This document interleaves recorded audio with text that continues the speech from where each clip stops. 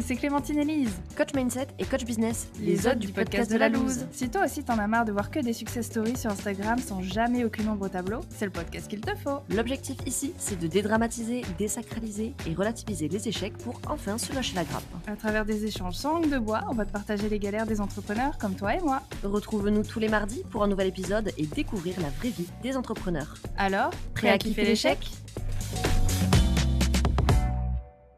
Aujourd'hui, au micro du podcast de la loose, nous recevons Coralie, plus connue sous le nom le Citron Rose et hôte du podcast homonyme. Elle est experte en marketing et stratégie de contenu, spécialisée sur Pinterest, Instagram, la newsletter et le SEO. Bonjour Coralie, comment vas-tu ? Hello les filles, je suis ravie d'être ici, ça va super et vous ? Eh ben ça va très bien. Et Très pour bien. te mettre dans l'ambiance, si tu as suivi quelques épisodes, on fait toujours un petit jeu de questions pour commencer.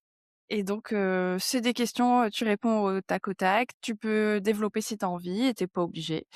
Est-ce que tu es prête? De toute Je sais pas mais on y va. façon, on n'a pas le choix, sinon on fait pas l'épisode. Non, Alors, quelle est la personne qui t'inspire le plus et pourquoi? Et c'est pas forcément un entrepreneur, c'est pas forcément, voilà, peu importe, qui, Alors j'adore le fait que ce soit pas forcément un entrepreneur, ça va être mon grand-père parce qu'il a une constance de ouf niveau discipline et c'est un modèle par rapport à ça. Anecdote, mon grand-père fait, sa gym à la maison tous les jours depuis, plus de 80 ans. Je trouve ça juste ouf. pas mal. Voilà, donc il y a vraiment pas d'excuse, quoi. Ouais, mon petit papy. OK, dédicace au grand-père, on adore. Quel est le mantra, la citation qui t'accompagne en ce moment? Oh waouh, alors ça, c'est vraiment hyper, important. Moins mais mieux, c'est déjà quelque chose que je voulais en 2025, mais 2026 encore plus. Moins mais mieux. OK, trop bien. En un mot, si je te dis échec, tu me réponds? Trop dur. Non, mais alors, je vais pas citer un échec en particulier, mais je dirais, occasion de se relever. Apprentissage. OK, trop bien.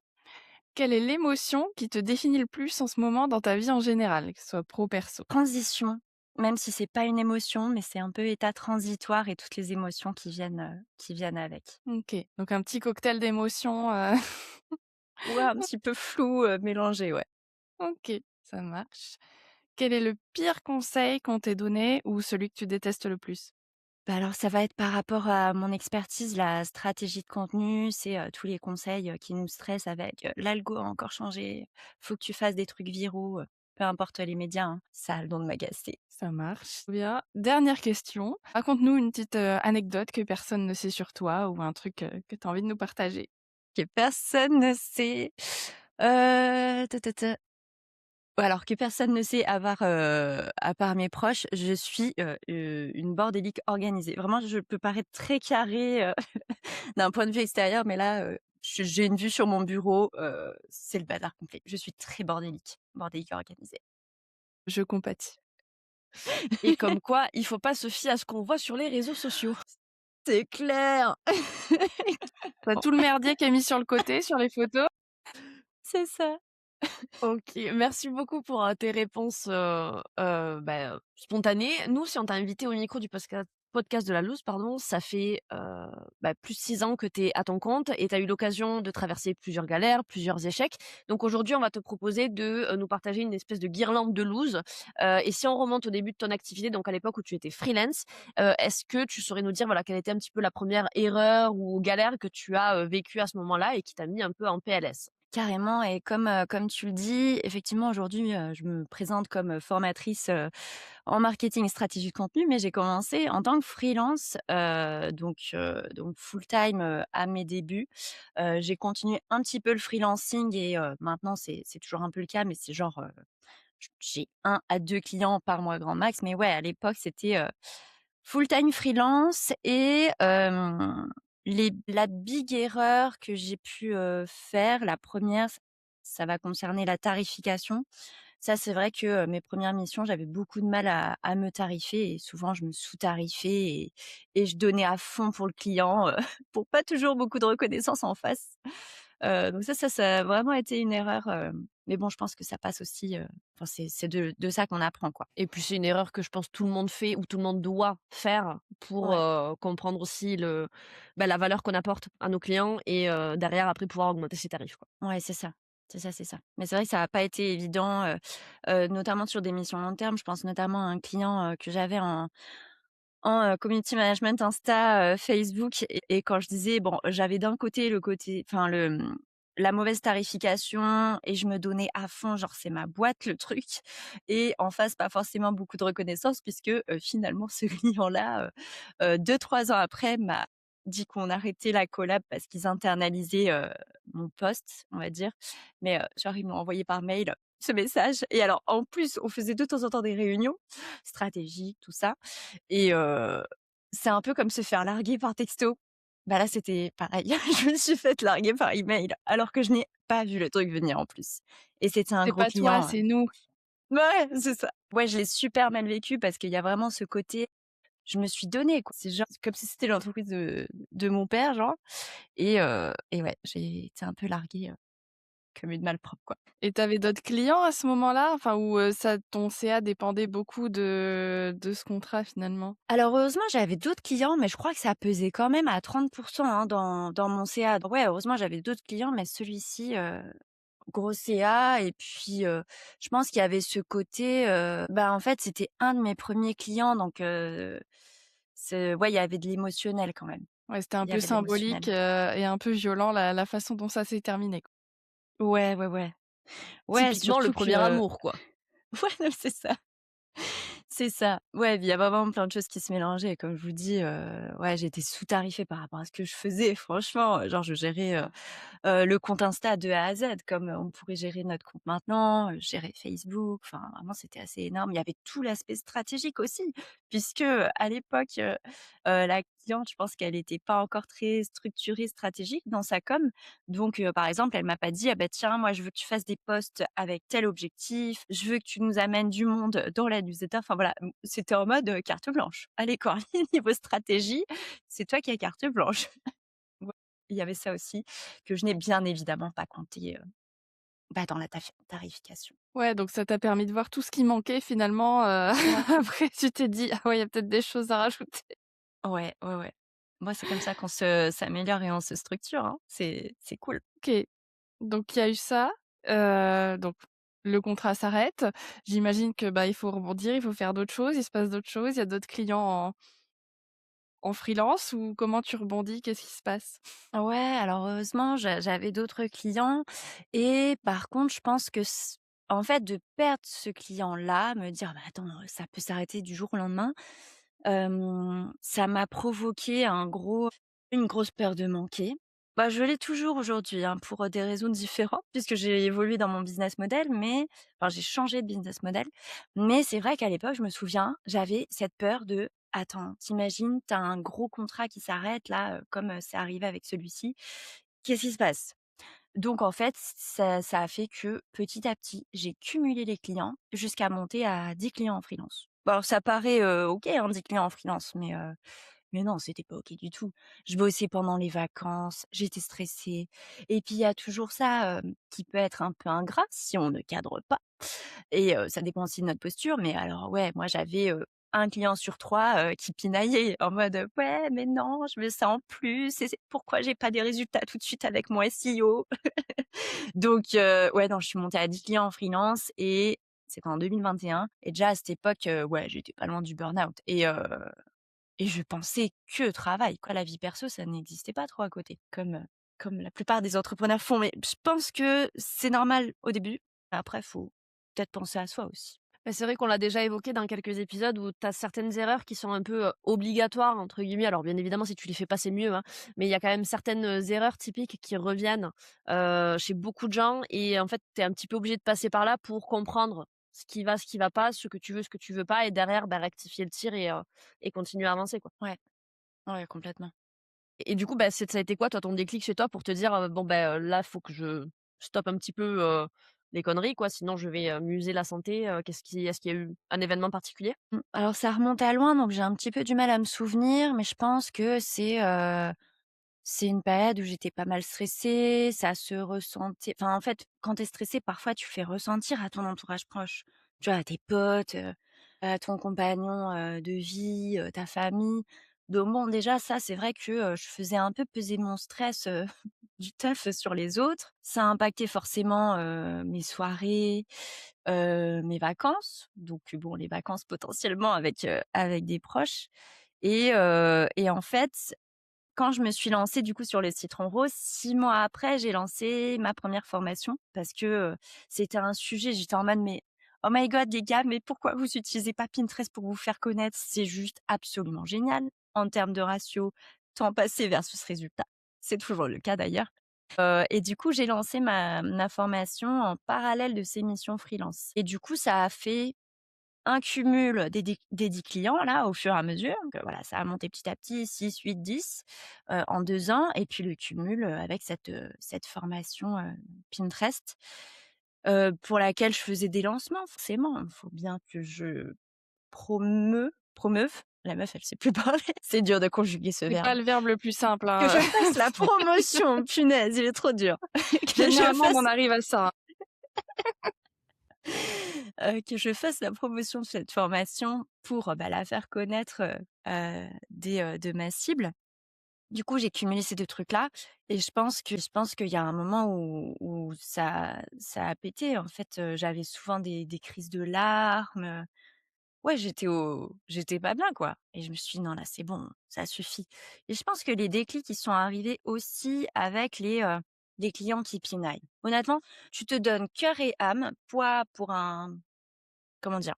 Un CA en face, une rémunération en face et qui vaut pas, qui est moindre parce que ça, j'ai quand même fait l'erreur pendant très longtemps pour m'adapter à ma cible, de base, moi, je bosse plutôt avec des marques, éthiques, green, donc qui ont pas toujours les moyens selon, la taille de leur boîte et du coup, je pense que ça a été vraiment les déclics, quoi, de me dire: «Mais attends, je me donne en 4 et en plus de ça, les clients pinaillent. Non, c'est bon, on va ralentir là sur les clients en freelance» et c'est là aussi où j'ai commencé un peu à transiter vers, le métier de formatrice en ligne. Ça a pas du tout été, facile, hein, honnêtement, je crois que j'ai mis, 2 ans à complètement pivoter vers la formation en ligne avec des petites avancées, puis on recule. Non, je peux pas en vivre et puis si finalement je peux en vivre presque, full time, allez, je transitionne vers ça. Mais ça a pris 2 ans, cette transition et le pourquoi de cette transition et pourquoi ça me plaît autant, alors j'adore mettre les mains dans le cambouis, être dans l'opérationnel, chez mes clients. Mais alors, quand tu es, formateur, formatrice en ligne, il y a un truc de ouf, c'est que les élèves et les clients, ils pinaillent très, très peu et au contraire, ils sont hyper reconnaissants. Quand tu arrives à les amener à la transformation que tu promets, ils sont hyper reconnaissants et cette reconnaissance-là, je pense que j'en ai besoin comme moteur. D'où mon pivot. OK, ouais donc tu dis, ça a mis 2 ans, donc qu'est-ce qui s'est passé pendant ces 2 ans? Parce que tu nous dis, il y avait 10 clients à chaque fois, enfin à chaque fois, je sais pas si c'est constamment, 10 clients et cetera, mais plus la formation qui se met en en place et cetera. Tu nous dis que c'était compliqué, que ça empiète sur ta vie, perso, sur les vacances et tout. Comment on tient 2 ans finalement, sur flux tendu comme c'était intense, ça avait l'air intense niveau énergie, comment ça se passe? Est-ce que ça a des répercussions peut-être même sur le perso, ben, parce que tu le dis, ouais, les gens ils sentent que tu commences à te tendre et cetera. Comment tu tiens 2 ans en fait? Après, heureusement, bon, même si ça a pris 2 ans, cette transition, elle s'est quand même faite, en douceur. Petit à petit, je suis passée de 10 clients en freelance à 6, puis à 4. Donc ça, c'était déjà beaucoup plus, gérable. Je me suis aussi réorientée au niveau des services que je proposais. J'ai voulu alléger ma charge mentale et être vraiment sur une mission client qui se fait, de manière smooth quoi, qui me demande pas un effort surhumain. Typiquement, gérer un compte Insta pour un client, ça me demande beaucoup d'efforts. Déjà pour moi, pour mon compte, ouais, ça me demande des efforts. Alors pour, quelqu'un d'autre, c'est encore plus le cas et du coup, à l'époque, je proposais déjà de la gestion Pinterest et j'ai décidé de m'orienter à 100 sur ça, gestion Pinterest. J'ai arrêté la rédac web parce que c'est pareil, rédiger un article de blog qualitatif, bah, ça demande, beaucoup d'énergie, et de jus de cerveau donc voilà, j'ai transitionné vers, de la gestion Pinterest à 100. Je suis partie que sur 4 clients, par mois, beaucoup plus gérable. J'ai processisé aussi un peu plus ma méthode. Cette fois-ci, j'ai sorti d'autres formations. Je suis pas restée que sur, Pinterest. J'ai sorti, d'autres, formations, et après je me suis faite, un petit peu, épauler sur la partie, formation, lancement et cetera et donc pour déléguer un petit peu plus sans que ça impacte trop, la rémunération qui me reste à la fin, j'ai voulu changer de statut. Donc je suis passée en EURL. Je passe de micro-entreprise à EURL. Ça sent les problèmes, non? Ouais. Est-ce que tu peux nous en dire un peu plus justement, cette transition, on va dire, de statut juridique, ça a eu quoi comme impact sur ton activité? Bah alors, un impact qui a été temporaire et un impact qui a été maîtrisé parce que je savais, que je ne devais pas cette somme d'argent. Mais il faut savoir alors c'est si jamais ça vous arrive, voilà, de changer de statut, alors que ce soit URL ou SARL ou même peut-être société, en fait, ce qu'il y a, c'est que vous allez changer de caisse URSSAF, on va dire. Les cotisations que vous payez en tant qu'auto-entrepreneur, micro-entrepreneur, c'est une branche de l'URSSAF. Quand vous passez un statut assimilé à une société, là, vous passez sur une autre caisse de l'URSSAF, donc changement de compte et donc ce nouveau compte URSSAF pour, calculer les cotisations, ce qu'il fait, c'est qu'il va se baser sur l'année N-1. Mais si l'année N-1, c'était votre CA micro-entreprise sans prendre en compte, l'abattement de 10 forfaitaire, les charges que vous avez eues en micro et que vous n'avez pas pu, défalquer, bah, en fait, l'URSSAF va bêtement, se dire: «OK, vous avez fait 60 K l'année dernière en micro, peu importe ce qui reste dans votre poche, ouais, c'est 60 K de rémunération que vous avez faite» et donc il va baser, ses calculs de cotisation là-dessus. Donc c'est ce qu'il a fait avec moi et donc l'URSSAF, m'a demandé 20 K de régule de cotisation, alors que je ne devais, que 8 K. Bon, enfin que 8 K, c'était déjà pas mal 8 K, mais c'était par rapport à l'année. Mais voilà, on est passé du simple au double, donc ça m'est très mal. Heureusement, je savais que je ne devais pas ces sous-là, mais il y a eu des échanges ping-pong avec l'URSSAF. C'était lunaire, à tel point que, enfin, en fait, ils comprenaient ils comprenaient rien. Ouais, c'est pas très gentil de dire ça, mais bon, quand même. Les gars, vous me demandez 12 K de plus que je ne vous dois pas, donc ouais, j'ai un peu une dent là. Donc j'ai carrément, délégué, les échanges ping-pong à mon assistante admin parce que j'en pouvais plus, de leur faire comprendre que je leur devais pas et en fait, le truc c'est que même si j'ai su comment, gérer le problème et je savais que je devais pas cette somme et qu'on allait trouver une solution au bout d'un échange incalculable de mails, c'est arrivé à un très mauvais moment, puisque c'est arrivé genre 1 mois et demi après que j'accouche de mon bébé. Donc j'avais, la tête, bah, dans les fesses tout simplement. Franchement, je ne savais plus comment je m'appelais. Il fallait que je gère ce truc admin de merde. C'est arrivé à un trop mauvais moment, en fait. Et si jamais ça vous arrive, que vous avez vraiment un big problème avec l'URSSAF, sachez qu'il y a des antennes URSSAF physiques. Rendez-y vous. Parlez à un humain qui va savoir comprendre, votre galère. Donc ça a été le cas. Je suis partie carrément à 1 heure et demie de chez moi en voiture. Encore une fois, postpartum, donc voilà, je ne savais plus comment je m'appelais et là, conduire, franchement ça a été mais horrible. Mais j'ai solutionné, ce problème. Mais ouais, ça a un peu mal commencé quand même, hein, ce changement, de statut. Donc ouais, merci Ouais, l'URSSAF. ça fait beaucoup, enfin entre «Hey coucou, vous nous devez 20 000» et en même temps le chamboulement émotionnel d'avoir accouché et comme tu dis ou de ce que je comprends, je suis pas maman, hein, mais de ce que j'entends, il y a plus de cerveau, le cerveau il fonctionne plus, en tout cas plus de la même manière et où tu es là genre: «Je peux pas gérer ça, je n'ai pas les capacités Ah ouais. cognitives actuellement de ni Bah physiques». ouais, non, c'est ça. C'est compliqué et du coup ça s'est réglé en combien de temps finalement cette histoire? Ça a fini par se régler mais ça a pris Elle a combien mis de temps? Ah ouais, mais ça a mis méga de temps parce que moi, en fait, quand j'ai changé de statut, je savais que ça allait me passer sur un autre compte URSSAF et ce truc, il datait de l'été déjà.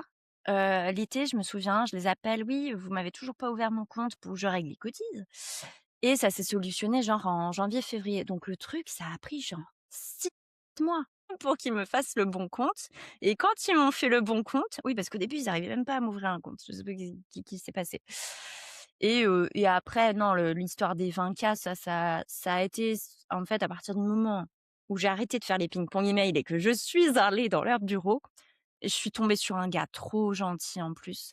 Il était franchement, génial, même la directrice d'agence, elle était, de centre URSSAF, était géniale aussi. Mais, oui, en 1 semaine, c'était réglé. Et par contre, petit souvenir, ils m'ont quand même mis une amende. Amende pour retard de paiement ou de je sais plus quoi. Enfin bref, 200 balles, c'est rien 200 balles, mais quand même les gars, 200 balles. C'est pas Surtout de que ta t'étais faute techniquement. c'était pas ta ton tort. Ouais, ouais, ouais. Non, là, à ce moment-là, l'URSSAF, c'était, ouais, c'était Vade Retro Satanas, hein, fallait plus m'en parler. Et là, ça va un petit peu mieux. Donc note à nos auditeurs, auditrices, allez directement dans le centre, URSSAF si vous en avez un, ça Ouais. ira plus vite. Ah ouais, franchement, si vous avez une grosse galère, changement de statut et cetera, ouais, faites-le. Bon, je touche du bois, j'en ai pas besoin, mais je sais qu'il y en a un à Lille, donc au moins je serai tranquille, je sais où il est. Tu sais où aller prendre un petit café. Je sais où aller. En plus, il y a un pote qui habite en face, donc s'ils m'ont saoulée, je peux aller boire un verre pour oublier tout de suite, Ouais, donc ouais, c'est carrément, pas parfait. de café, un verre. Mais bref, Avec n'est pas le modération, sujet. hein, bien Avec sûr. modération toujours. Ouais, voilà. Un verre de coca, Oui, c'est bien ça, sûr. tu pas Un précisé. verre d'eau, j'ai pas précisé, attention. Ouais. Tant qu'on est dans l'administratif, le juridique et cetera, est-ce qu'il y a d'autres petites galères, d'autres petits échecs que tu as vécu sur ce volet-là? Ouais, par rapport à la formation en ligne, bah, c'est vrai que, alors ça paraît un peu bête comme ça, mais en fait, sur votre site, à partir du moment où vous avez un site web, il vous faut des, mentions obligatoires, donc des mentions légales, CGV, CGU selon ce que vous vendez, et politique de confidentialité. Donc voilà, entre, les contrôles DGCCRF et CNIL, si vous avez tous ces liens-là, vous êtes plutôt peinard. Donc bon, moi j'avais conscience de ça, enfin je l'ai appris sur le tas en étant entrepreneur, hein. C'est bien sûr, à nous de nous former à tous ces trucs, juridiques, admin et cetera. On n'a pas des mini formations, de la part, de l'État à ce sujet, mais bref. Hem Et en fait, donc moi j'avais bien tout ça, dans mes footers de site et tout. Sauf que, mes pages de vente de formation, je les crée avec un autre, outil, donc Thrive Architect et donc c'est pas avec mon site WordPress et cetera. C'est juste, un affichage qui se fait avec un autre, éditeur et du coup, j'ai absolument pas fait gaffe quand j'ai créé, mes pages de vente et notamment, je crois que c'était la page de vente de ma formation Pinterest. J'ai pas fait gaffe à rajouter, à la mano ces mentions légales en bas parce qu'en fait, ça se mettait pas automatiquement, tout était à construire et du coup, j'ai oublié de mettre, les mentions légales en bas et j'ai reçu un petit courrier, enfin un petit courrier, un petit mail de la DGCCRF, mais le truc qui fait un peu flipper parce que c'est hyper formel en mode: «Tu pas en règle et si tu fais pas la modif tout de suite, tu vas avoir des poursuites. Tu peux avoir une amende» ou je sais pas quoi. Bref, c'était un peu ça l'objet du mail et puis tu te sens pas très bien. Tu reçois un mail de la DGCCRF, donc l'acronyme DGCCRF, Direction générale de la concurrence, de la consommation et de la répression des fraudes. Donc là, dans ta tête, tu te dis: «Oh waouh, Je suis ils une m'ont prise» criminelle. ouais, «ils m'ont prise pour une fraudeuse». Donc voilà, ça c'est ce qui va protéger, le consommateur final, que ce soit, B2C ou B2B. C'est, ouais, comment protéger les consommateurs, de solutions, de services, de produits, de mauvaises pratiques, de la part, de nous, les acteurs, sur le web, quoi. Bref, et si j'ai reçu ce mail, alors bien évidemment, j'ai tout de suite ajouté la mention légale et tout va bien, tout le monde est content. Coralie n'est pas une fraudeuse. Je vais pas finir en prison. Mais si j'ai reçu ce mail, c'est pas parce que la DGCCRF s'est dit, «Waouh, le citron rose a trop percé, viens, on va regarder si elle est en règle». C'est parce que j'ai été dénoncée. Parce qu'on peut aller dénoncer sur le site de la GCCRF quand on a, que ça à faire de son temps. Donc j'ai été dénoncée par, je sais pas moi, quelqu'un qui a une dent contre moi ou un concurrent ou je sais pas qui. Mais ouais, c'est parce que j'ai été dénoncée. Et quand tu sais que tu as été dénoncé, c'est écrit genre: «Vous avez été dénoncé». Mmh, ouais, Genre, je sais plus, dans le mail, ça doit être un truc on en nous a mode, informé ouais, que, quelqu'un ouais, a signalé, ouais. ouais, OK. Ah la vache. C'est sympa, hein, merci. Mais enfin bon, ça, les trucs, concurrence, entre les signalements de compte Insta, les techniques SEO là pour s'en mettre dans les pattes, bon, bah, voilà, moi j'ai eu ça. J'ai pas eu pire niveau concurrence, ça va. C'est déjà pas mal, hein, ça te fait un bon petit coup Ouais, d'angoisse, bon alors qui ouais, se quand règle même. très facilement au final, c'est pas Oui. il y a rien, tu vois? Tu les rajoutes tes liens, mais Ouais. ça fait toujours Ouais, mais flipper ça et puis fait comme tu dis, flipper, c'est quoi. formel, Ouais. très, très Ah oui, formel. carrément. Ouais, ouais. Mmh mh. Ouais. Je me rappelle, j'avais reçu un jour une mise en demeure, pour, mon nom de podcast et tout, et tu Ah reçois la non! lettre d'un avocat où ils te disent: «On va sortir l'arsenal judiciaire, gna Ah gna gna». Tu es ouais. là: «Mais vous êtes malade en fait, hein». Parce que Ah de oui, ça marche en plus, hein, c'est terrifiant. Alors qu'en soi, il y a rien, mais c'est terrifiant. ouais. Mais ils t'ont pas fait un petit mail, tranquille, prise de température du début? Bah, ils m'ont fait un courrier, belle prise de température, genre, sous la menace quoi, limite, alors que tu es là genre: «Mais il y a rien en fait, Ouais. il y a pas de problème les gars, on n'est pas sur le même sujet, calmez-vous».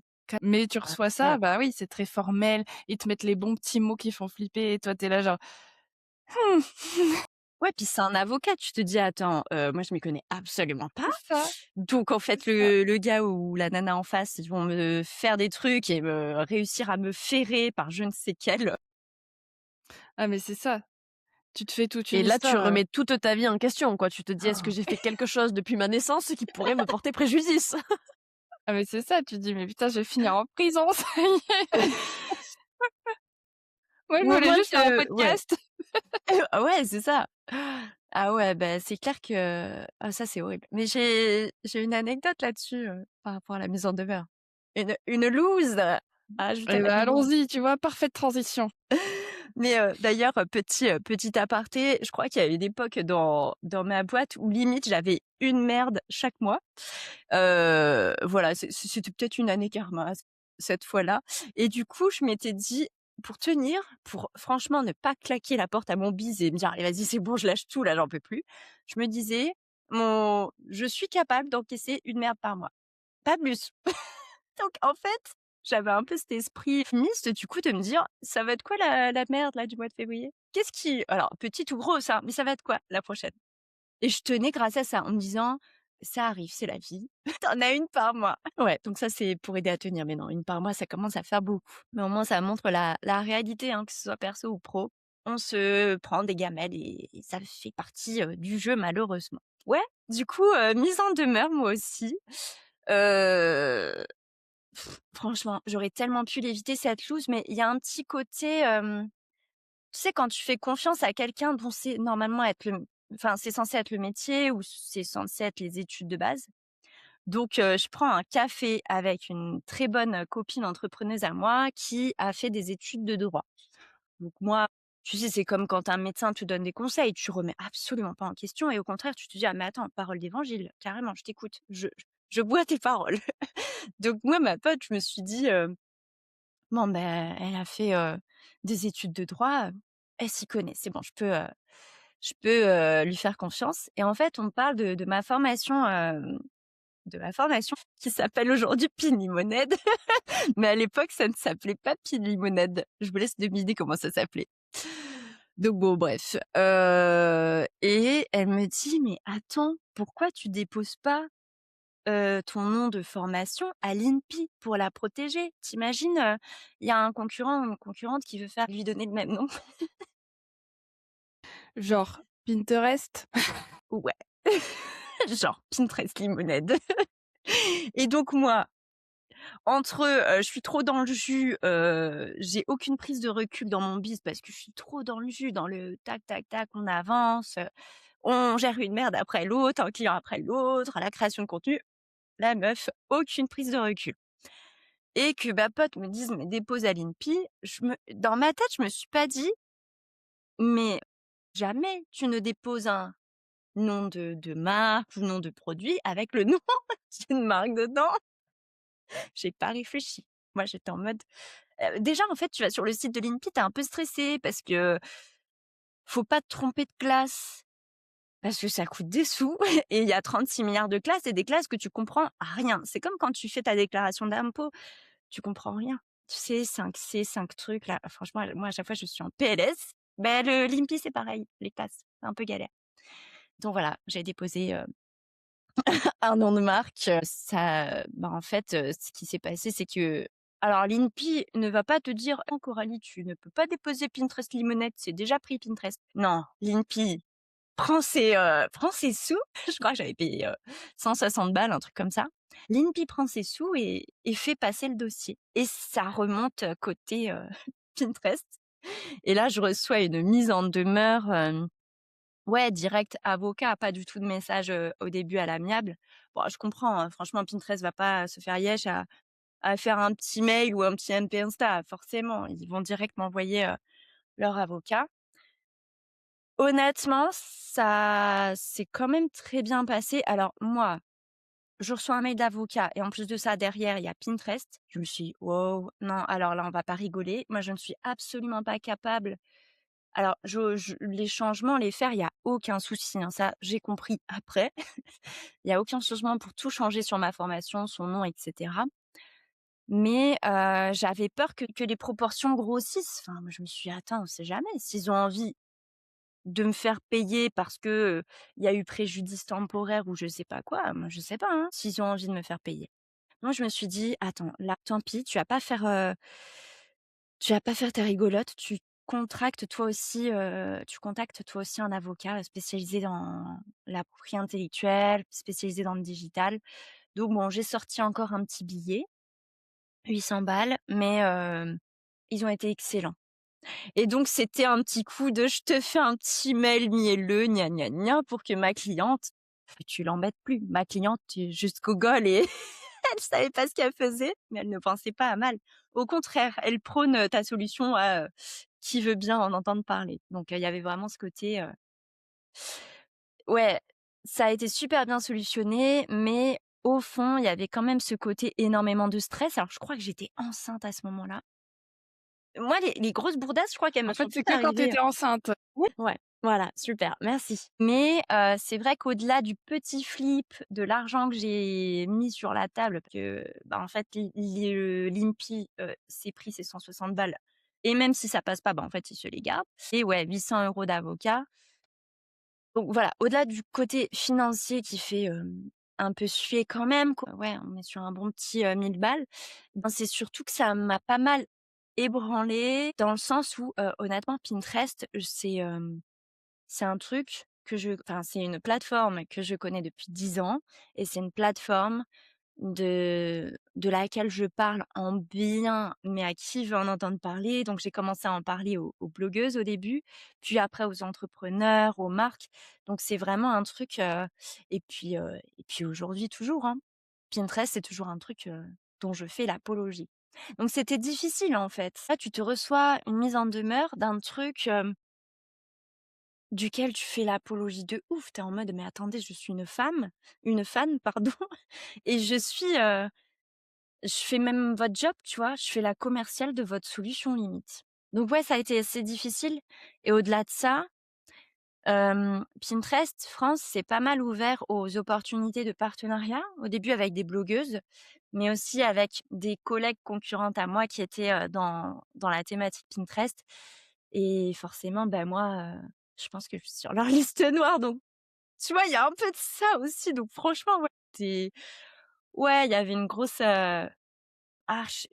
déception, c'est pas le bon mot. J'ai grillé mes cartes et heureusement que j'avais une vision forte par rapport au fait qu'aujourd'hui, je veux toujours parler de Pinterest, comme une solution de ouf pour les entrepreneurs, malgré ça. Pinterest, prenez ça comme un message de paix, vraiment, elle vous adore. C'est le drapeau blanc. Elle est désolée, franchement, vous voyez bien, elle était naïve, elle a pas bon, C'est ça. pardonnez-la. Ouais et par contre, ce qui est un peu injuste, j'y repense là, c'est que, bah, du coup, Pinterest, c'est, plusieurs boîtes. Donc il y a Pinterest France, Pinterest States, enfin tous les pays et je pense que c'est chacun un peu, gère son truc, quoi. Donc moi, j'ai eu un petit litige avec Pinterest France à cause de mon truc. Aux States, il y a plein de mes collègues concurrentes qui appellent leur solution ou leur formation Pin quelque chose et qui l'ont déposé et qui n'ont pas de problème avec, Pinterest States. Donc voilà, il y avait un petit peu ce côté, punaise quoi, non, c'est pas juste et qui font du bisbis à fond avec Pinterest States. Moi, bah, bisbis, Pinterest France, c'est un petit peu plus difficile, oui, du coup. Ah bisbis mise en demeure quoi, mais bon, Ouais. c'est toujours Ça fait des anecdotes à raconter au podcast de la loose, quoi. Ouais, surtout que c'est la première fois que j'en parle, ouvertement. Avant, j'osais même pas dire, quelle était la boîte parce que je me sentais trop bête en mode, «Waouh, j'ai une formation sur ça et je vais vous dire le nom de la boîte. Est-ce que ça va me retomber dessus ou quoi? Ou est-ce qu'on va me prendre pour une grosse folle, une grosse débile?» Mais, ouais, là, c'est la première fois que je nomme ouvertement la boîte. En vrai, c'est Elle une est anecdote un pratique. peu mignonne quand même. Ouais, mignonne d'un point de vue extérieur. Mais vous savez, je suis grave, rassurée, enfin, c'est horrible à dire, mais en fait, on est rassuré par les looses des autres. C'est pas qu'on est content qu'ils aient eu des looses, mais on se dit: «Oh waouh, toi aussi ça t'est arrivé», mais je me sens tellement mieux. Je sais que c'est arrivé à un entrepreneur, français, que je kiffe, par rapport à Instagram et du coup, je me dis, «C'est bon, je suis pas la seule, je suis pas la seule». On se rassure comme on peut, écoute, hein. Et ouais, ouais. Non, mais voilà, c'est des en fait, comme tu dis, ça paraît bête de l'extérieur. Tu dis: «Bah, évidemment que tu peux pas déposer, une marque», enfin, comme si tu allais déposer Nike ou Adidas ou bien Ouais. sûr que ça peut pas fonctionner, mais avec du Mmh. recul, en fait. Mais quand tu y Ouais. réfléchis, tu fais: «Bah, oui», mais comme tu dis, il y avait ta pote, tu dis: «Ben, parole Mmh. d'évangile, oui, elle sait ce qu'elle me dit, donc et tu connais pas trop, donc tu y vas» et puis comme tu dis, l'INPI ne te dit pas: «Attention». Ah C'est non, à c'est toi de vachement vérifier que ça n'existe pas déjà, donc ouais, c'est pas ouais, c'est hyper étonnant que tu galère. sois tombée dedans, en fait. Mmh C'est mh. curieux parce que moi, je sais que quand j'ai déposé mon nom commercial, donc c'est LP Digitalise, à la base, je voulais, juste déposer Digitalise parce que Lise, c'est mon prénom et du coup, la contraction faisait que c'était, parfait à mon sens, tu vois? L'idée du Mmh. siècle, très lumineux et en fait, la nana que j'ai eue en interlocutrice, elle m'a dit, «Vous êtes au courant que si vous déposez Digitalise, plus personne dans le monde ne va pouvoir utiliser ce mot?» Digital ou digitalisé? Enfin, Ouais, digitalise, ouais. tu vois? Et du coup, j'étais là: «Ah ouais, ah oui, c'est vrai» et du coup, elle me dit: «Vous êtes consciente que je peux pas vous l'accepter, du coup?» Ah Je dis: «Bon, ouais. ben, OK, qu'est-ce que je dois faire pour que ça je puisse me l'approprier?» Elle me dit: «Ben, rajoutez vos initiales devant» et c'est comme ça qu'est né LP Mmh. Digitalise, hein, finalement, tu vois? Donc l'histoire est très, très con, mais par contre, j'ai été conseillée. Ouais, ça, je pense que c'est la moralité, c'est soyez entourés. Toi, du coup, c'était une conseillère INPI? Ouais, ouais, ouais, parce que pareil, enfin, moi, quand je suis allée sur le site de l'INPI, j'ai pleuré. J'étais là: «Mon Dieu, mais je comprends pas». En plus, bah, quand je me suis, lancée, en fait, je voulais faire plein de trucs. Je voulais faire du community management, de la formation, de la prestation sur enfin bon bref, j'étais partie dans tous les sens. Du coup, moi, j'ai déclaré dans 15 catégories différentes, donc ça m'a Ah oui! coûté un demi-bras et du coup, j'étais là: «Je peux pas faire d'erreur», tu vois? Parce que je laisse un Ah ouais. demi-bras, quoi, donc voilà et du coup, j'étais rentrée en relation, je crois qu'ils ont une espèce de service client, quelque chose comme ça et j'avais une nana au téléphone et du coup, je lui avais expliqué ma démarche et tout. Elle m'avait limite rigolé au nez, mais en mode, mignonne, tu vois? En mode: «Vous Mais êtes oui, consciente que ce que vous me dites, c'est pas possible, quoi?» c'est trop dur ça. Mais c'est un métier à part, hein, donc trop bonne idée, Ouais. demander conseil, c'est clair. Yes et puis du coup, j'apporte mon conseil aussi, si jamais vous avez la mise en demeure. Moi, du coup, j'avais appelé une avocate en enfin comme toi, propriété intellectuelle, mais elle m'avait pas fait payer. J'avais pu poser mes questions genre Ah pendant une ouais! demi-heure et comme ça, elle m'avait dit: Ouais. «Non, mais ça, c'est un courrier qu'on envoie à tout le monde, enfin limite, Oui. pour Oui, c'est faire ça, un c'est peu le courrier flipper, mais menace. Ouais. voilà, mais en soi, si ça vous dérange pas de changer, bah, c'est tout Mmh. en fait. Il y a pas de question, vous dites OK et puis fin de l'histoire, quoi.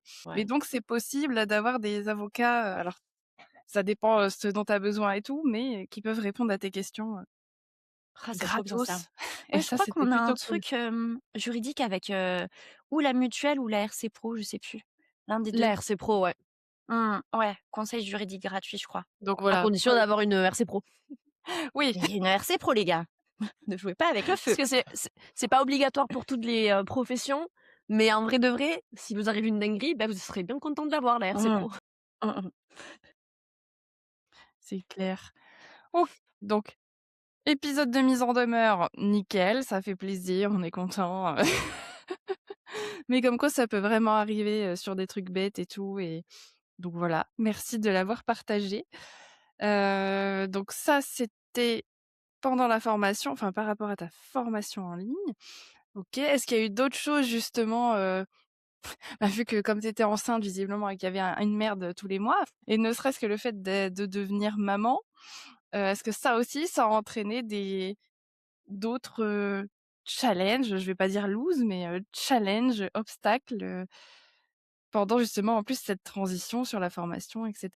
Ouais, le fait de devenir maman, c'est vrai que c'est un truc qui rebat les cartes parce que, bah, toi, tu as l'ambition de l'entrepreneuse qui veut pas ralentir et pourquoi elle ralentirait alors que son mec ne ralentit pas et que les autres ne ralentissent pas? Donc tu un peu déjà, ouais, il y a un gros travail d'ego à faire et aussi de, ouais, de paix à faire avec, est-ce que tu es un homme ou est-ce que tu es une femme? Et donc tu ne vis pas du tout la parentalité de la même manière. Ça, c'est un gros travail à faire. J'ai mis des années, à le faire. Du coup, quand mon petit est arrivé, hem, déjà, j'ai eu beaucoup de mal à le faire regarder. Moi, je regardais les vidéos, tu sais, qui arrivent à un enfant sur 10 000, mais voilà, tout ce qui est, enfin bref, horrible, mais des malheurs qui peuvent arriver quand tu fais garder ton enfant. Heu, je sais pas pourquoi je regardais ça, la meuf qui a envie de se faire du mal et du coup, je n'ai absolument pas réussi à le mettre, en crèche ou chez une nounou, au bout de 3 4 mois de postpartum. Je n'ai pas réussi. Donc j'ai, gardé mon petit 8 mois à la maison. J'ai pas ma famille à côté. Alors j'ai ma belle famille, mais c'est pas du tout le même rapport. C'est pas genre, c'est ma mère et je lui demande de venir tous les soirs ou de garder le petit tous les week-ends, c'était pas pareil. Mais ouais, ça a été pas évident et alors du coup, je suis revenue à ce côté. Le perso, je l'ai complètement mis de côté, le repos, le penser à moi. En fait, j'étais là pour mon fils et j'étais là pour mon bis. Donc c'est vrai que ça a été assez galère. Aujourd'hui, avec le recul, je pense que j'aurais au moins pris une nounou à la maison. Mais en fait, si je l'ai pas fait, c'est parce que, quand tu es dedans, tu es tellement fatigué que tu n'arrives même plus à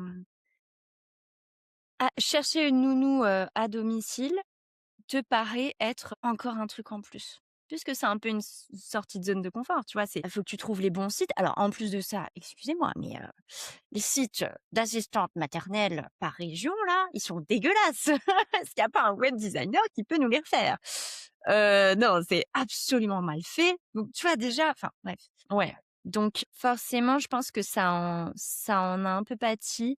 À mon avis, alors ça s'est pas trop ressenti le fait que je garde le petit. Ça s'est pas trop ressenti côté client en prestat de service. Donc j'en avais 4 à ce moment-là. Prestat Pinterest, ça s'est pas ressenti. Peut-être que ça s'est ressenti quand même auprès des élèves, de formation et notamment les formations où, il y avait besoin de ma présence. Alors, la plupart de mes formations sont autonomes, sauf, aujourd'hui, Content Booster qui est absolument pas autonome, c'est vraiment un accompagnement one on one, mais ça je l'ai plutôt officialisé, quand mon petit il avait, 9 mois, donc là il était gardé, donc ça a été.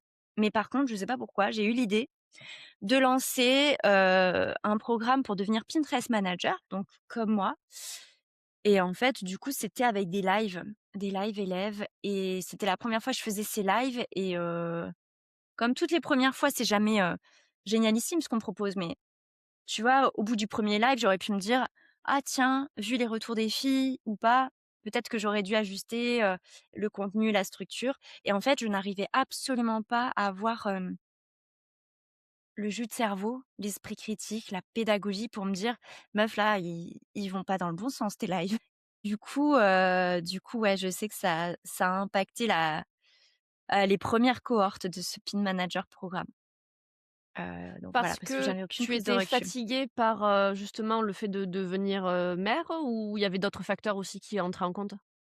Ouais et c'était pas que d'être maman, c'était maman sans mode de garde et sans le village à côté. Donc ça, vraiment, si jamais vous voulez, avoir un enfant, déjà, ne vous alarmez pas en mode: «Oh my god, on peut plus travailler quand on a un enfant». Non, c'est juste qu'il faut, avant d'accoucher, parce qu'après vous aurez plus de cerveau et d'énergie et d'envie, vous construire un mini village si vous n'avez pas, de famille, auprès de vous, en mode, bah, je sais pas moi, trouver une nounou ponctuelle ou une nounou qui peut venir à domicile, enfin vraiment, vous créez une liste de 3 4 contacts, nounous hommes ou femmes, hein, je dis pas que c'est que des nanas les nounous, mais un truc ou alors des relais. Je sais qu'il y a des relais, aujourd'hui, genre, des mamans ou d'anciens papas qui pourraient venir vous prêter main forte. Entourez-vous avant même que l'enfant soit là. Voilà, moi, ce qu'il y a, c'est que j'ai vraiment essayé de cumuler les 2 et autant quand on est sur un format, asynchrone, genre, faire l'émission de mes clients, ça, c'est bon parce que je peux y revenir. Mais gérer, de l'accompagnement, des lives, les lives, faut que tu aies de l'énergie. Hem, Être en live face à quelqu'un, bah, il y a besoin d'une vraie structure pour que ça aille dans la bonne direction, que tu repères les frictions, les questions que peuvent se poser tes élèves. Donc je dirais que c'est le côté synchrone donc en live qui était pas OK, qui était pas avec, le fait que mon petit ne soit pas gardé et que moi j'étais encore fatiguée, quoi. Je me souviens il y a des lives que j'ai fait, pendant nos vacances. C'était nimp, c'était nimp. Tu es pas chez toi, tu es chez, une pote, de ton mec, sur une petite table, enfin non, c'était honnêtement les conditions elles étaient pas du tout bonnes. Mais c'est parce que c'est moi qui ai forcé, en fait. J'étais tellement convaincue de ce métier que je voulais former, des élèves à ça et en fait j'ai forcé. Parce que j'avais encore beaucoup de mal à me dire: «Mince, ça me saoule de pas pouvoir faire ce que je veux parce que effectivement mon contexte perso me le permet pas pour le moment». J'avais beaucoup de mal à être patiente, me dire: «Eh, si ça se trouve, tu peux le faire dans 2 ans, t'inquiète». Et tu disais, du coup, pardon, donc que tu t'étais concentrée sur ton nouveau rôle de mère et ton business, en priorité. Du coup, tu as mis de côté un peu tout le reste à côté. Est-ce que justement le reste, enfin, comment ça a été impacté à ce niveau-là? Est-ce que tu as eu des reproches? Je pense notamment, tu vois, la famille, l'entourage, peut-être les amis et cetera. Est-ce qu'il y a eu des frictions ou est-ce que les gens ont compris aussi ta situation? Comment ça s'est passé à ce niveau-là? Hem, ouais, je pense que ça s'est, alors autant au niveau de ma famille, ça, bon ils ont capté, hein, que j'étais crevée et que j'avais du mal à joindre les 2 bouts, donc ça va. Côté amis, je crois que ça a été aussi. J'ai quand même, quelques copines qui sont mamans, donc elles comprennent. Hem Et je pense que je prenais quand même assez de nouvelles et je les voyais assez, plus, plus qu'en ce moment d'ailleurs. Donc ça allait. Par contre, le volet perso, je crois que ça a jamais été aussi pire. Alors, j'ai toujours eu du mal à prendre soin du perso, tu vois? Quand tu te dis, «Bah, tiens, je vais aller me balader, je vais marcher, je vais aller me boire un café, je vais faire du sport». Ça souvent ou juste faire un puzzle ou lire un bouquin. Ça souvent on le fait passer en second plan, surtout les femmes. Mais alors, cette année où est arrivé le petit, encore plus, encore plus. Ah ouais, non mais je me suis laissée, de côté complet. Ça a beaucoup joué sur ma confiance en moi et c'est là aujourd'hui où en fait mon positionnement, vous savez, la petite phrase qui vous décrit, ce que vous faites, pour qui, peut-être comment, ben là j'y ai vraiment inclus le côté, équilibre vie pro, vie perso, parce que pour moi les 2 sont liés. Si tu te sens pas bien dans tes baskets niveau perso, parce que tu fais passer tout le monde avant toi, tu fais passer, tes enfants, ton mec, tes clients avant toi, bah, franchement ça pète niveau taf, ou même, ça pète niveau perso et genre on finit en burn-out ou truc. Enfin bref, il y a un désalignement qui se fait. Donc là, honnêtement 2023, mais ça a été, le cas complet, hein. Donc je me suis beaucoup laissée, de côté niveau perso.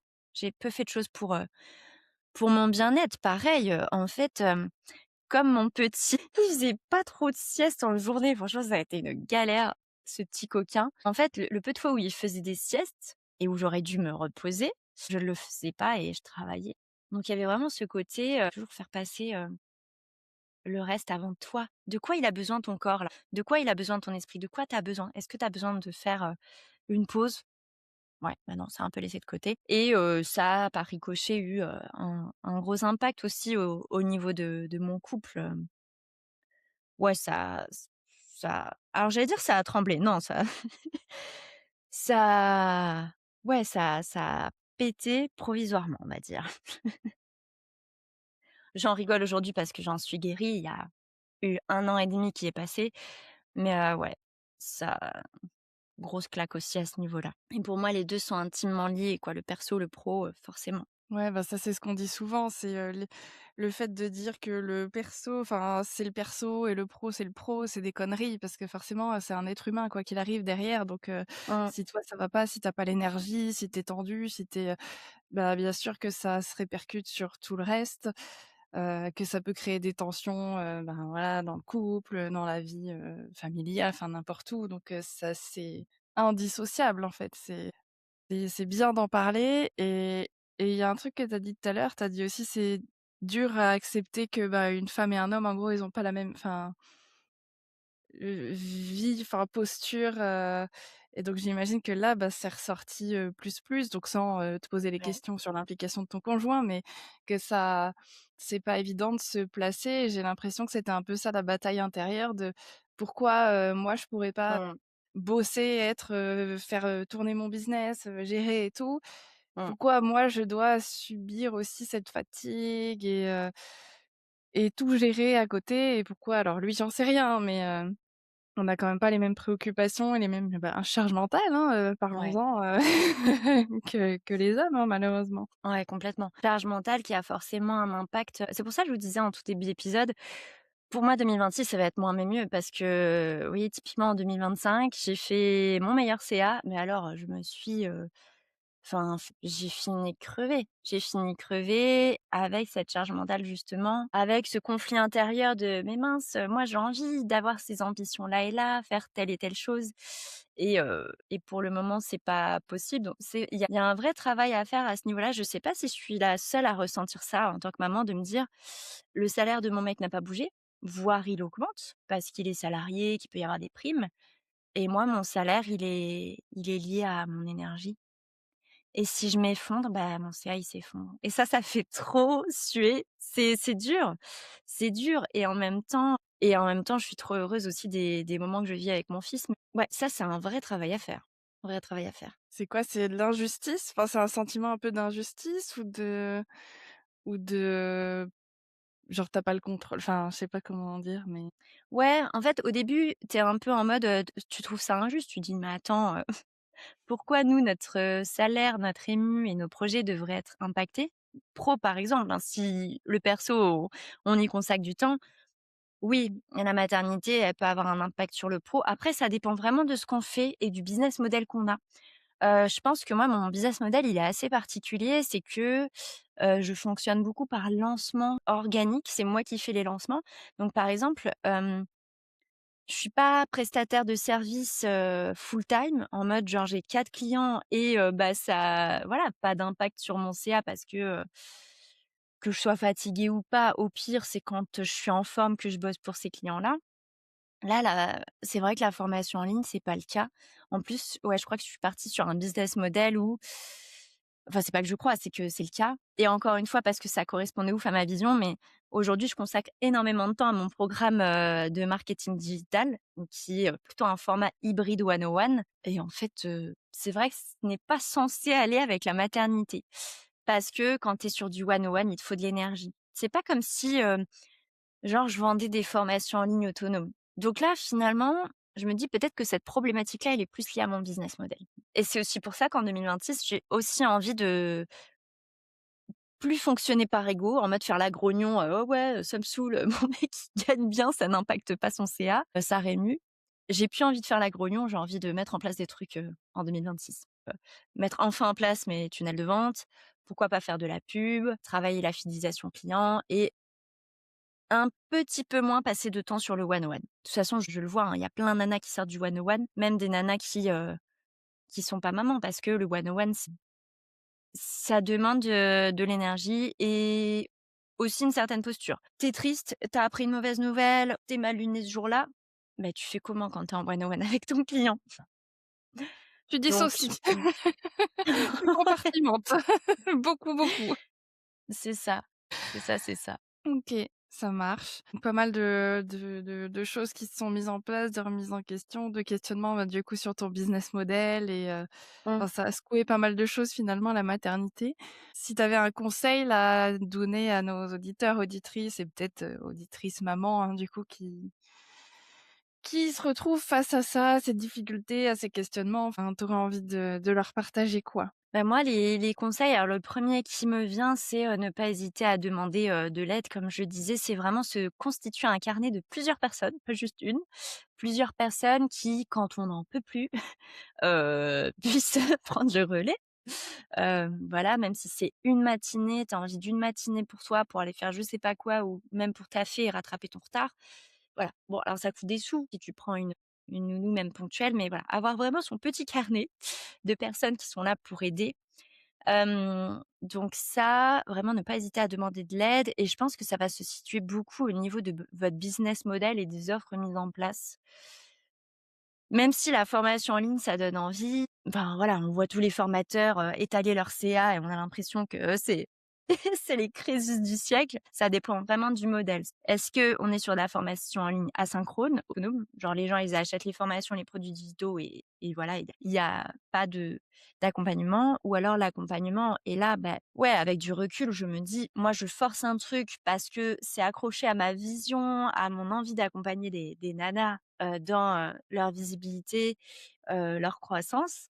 Mais quand je prends un pas de recul, ouais, ça n'est pas aligné. Donc vraiment choisir un business model aligné et ne pas hésiter à diversifier ses sources de revenus. Que ce soit via différents clients freelance, on en revient à ma première déception du client qui représentait 30 de mon CA et qui arrête. Voilà, vraiment, stabiliser un petit peu tout ça.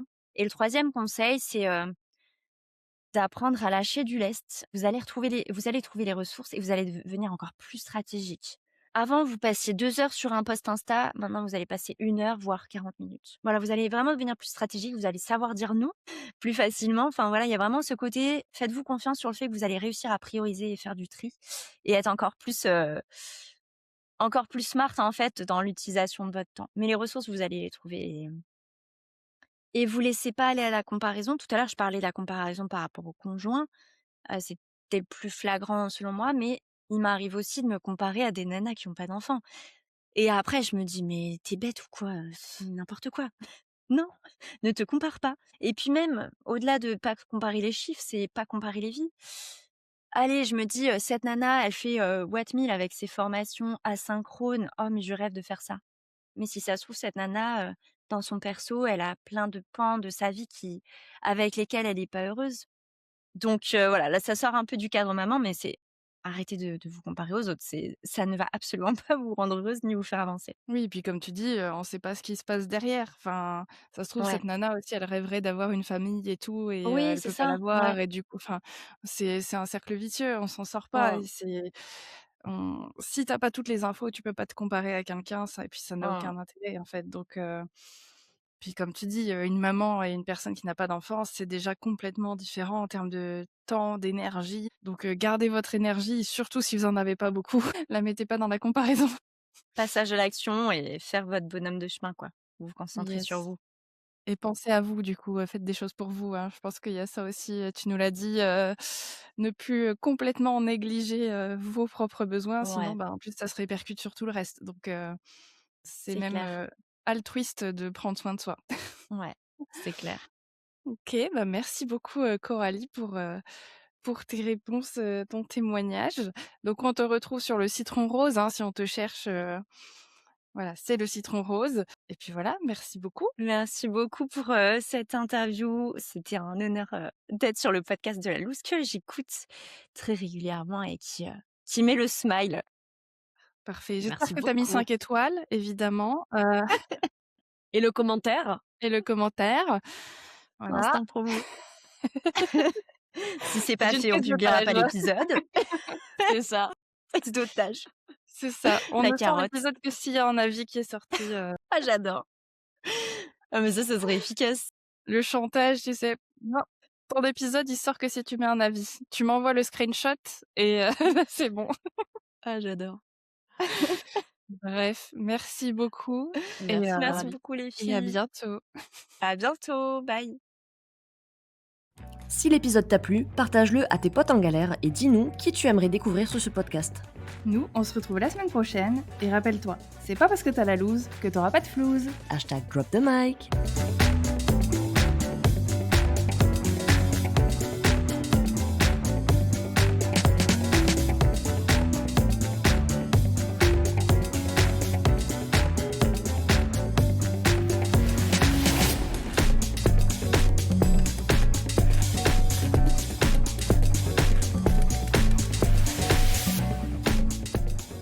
Mais qu'est-ce que tu fous? T'es encore là?